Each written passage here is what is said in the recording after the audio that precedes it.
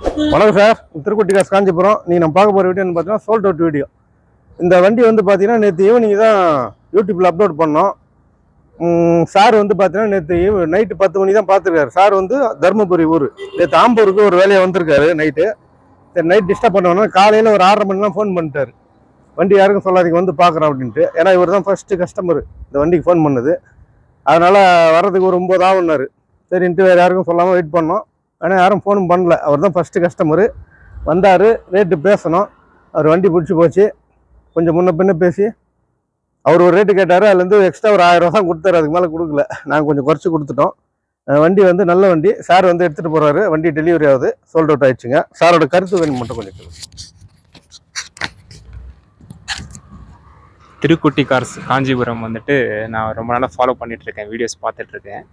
இது எதார்த்தமாக பார்த்தேன் இந்த வீடியோ நேற்று நைட்டு. நான் நினச்சிக்கூட பார்க்கல இன்றைக்கி வந்து நான் வண்டி எடுப்புன்றது எனக்கு வந்து தெரியவே தெரியாது.